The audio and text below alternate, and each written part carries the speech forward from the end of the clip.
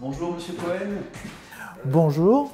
Nous parlons aujourd'hui des intolérances alimentaires. Je vais d'abord vous laisser vous présenter.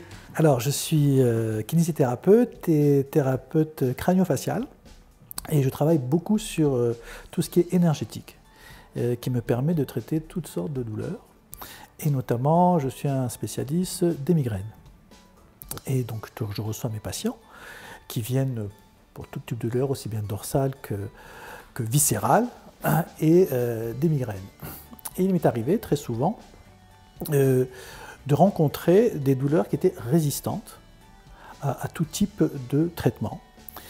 Et progressivement, avec l'expérience venant et mes relations avec les médecins, me rendre compte que très souvent, les douleurs résistantes étaient dues à un problème viscéral, voire intestinal.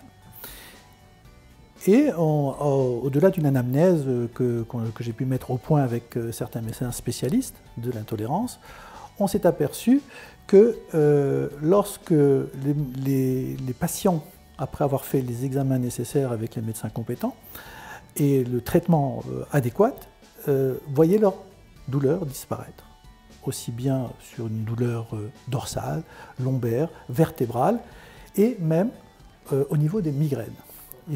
Sur le sujet des migraines, vous semblez bien associer notamment le gluten.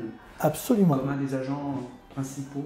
Absolument. Le gluten a un rôle prépondérant, très souvent, et méconnu, sur les migraines et sur les maux de tête, aussi légers soient-ils.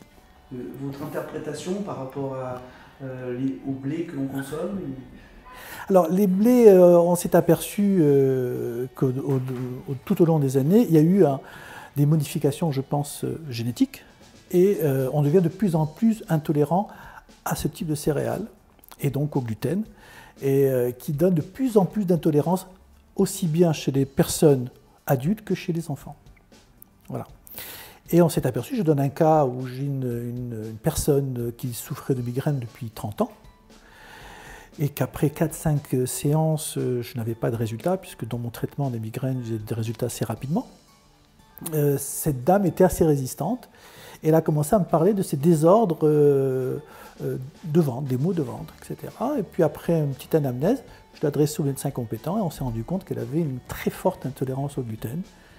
Et après, très rapidement, au bout d'un mois, 2 mois, les migraines ont largement régressé. Donc vous parlez de votre approche, donc vous arrivez sur Paris, vous exercez sur Paris, à trouver des médecins justement qui connaissent ces aspects-là et qui les pratiquent.